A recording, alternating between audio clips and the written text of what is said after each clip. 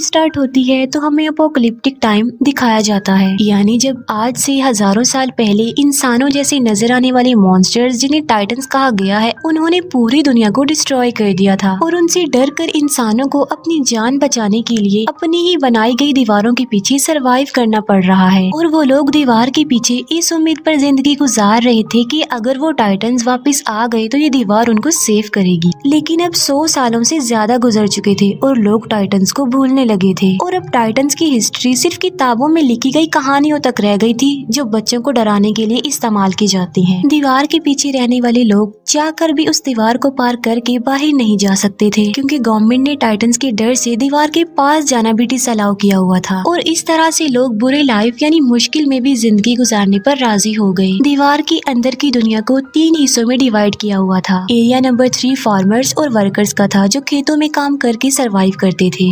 Area number 2 industrial था, जहाँ पर फैक्ट्रीज लगाई गई थी। और एरिया 1 प्राइमरी था, जहाँ पर अमीर लोग पूरे सिटी को कंट्रोल कर रहे थे और किसी को भी एक एरिया छोड़कर दूसरे एरिया में जाने की इजाजत नहीं थी। एरिया नंबर 3 में रहने वाला एक लड़का जिसका नाम एरिन था, वो काफी टैलेंटेड था और वो टाइटन से डर कर 4 दीवारी में प्रिजनर्स की तरह जिंदगी नहीं गुजार सकता था, क्योंकि उसमें हमेशा कुछ बड़ा करने की लगन होती है और उसकी डिजायर थी कि वो बाहर की दुनिया को एक्सप्लोर करे। और अपनी इस ख्वाहिश को वो अपने फ्रेंड्स के साथ भी शेयर करता है, क्योंकि वो टाइटन्स पर बिलीव नहीं करता था। वो यही सोचता था कि टाइटन एग्जिस्ट नहीं करते और उसे लगता था कि लोग टाइटन से डरते हैं, इसीलिए यहाँ पर छुपे हुए हैं। इसके साथ साथ एरिन का जो मेल फ्रेंड होता है वो भी काफी टैलेंटेड होता है और किसी भी आम इंसान को कोई एक्सपेरिमेंट्स करने की इजाजत नहीं थी, क्योंकि गवर्नमेंट का मानना ये था कि अगर इंसान अपनी सक्सेस के लिए कुछ करेगा तो वो गलत करेगा। वहीं पर एक लड़की जिसका नाम मिकासा होता है, एरिन और वो दोनों एक दूसरे को काफी लाइक करते थे और वो एरिन के साथ एक हैप्पी लाइफ गुजारना चाहती थी। एरिन का फ्रेंड उससे मिलने जाता है और तभी वो एक अननोन पर्सन से टकरा जाता है, लेकिन वो उस पर ज्यादा ध्यान नहीं देता और उसे इग्नोर करता है। एरिन खुद को उस जगह पर पाकर काफी लकी फील करता था, क्योंकि वो दूसरी साइड वाले लोगों की दुनिया को देख सकता था। वो जगह एरिन की इसलिए भी फेवरेट थी क्योंकि वहाँ पर बॉम्ब मशीन पड़ी हुई थी और डर की वजह से कोई भी वहाँ पर नहीं आता था। और एरिन इस बार इरादा कर लेता है कि वो दूसरी साइड वाली जगह पर जाएगा, चाहे कुछ भी हो जाए।